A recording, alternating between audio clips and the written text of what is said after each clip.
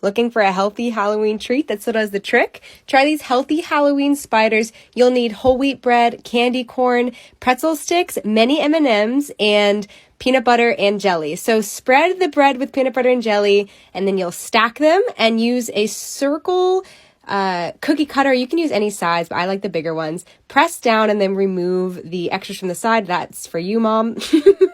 Remove from the cookie cutters, and then you'll need your 8 sticks to make the legs. So you just shove them in throughout the sides, 4 on each side, like a spider. You can also use Twizzlers here too. So once you've got your legs in, you can start working on the eyes and fangs. So you'll need your mini M&Ms, use a little bit of peanut butter just to press it on top to make it stick.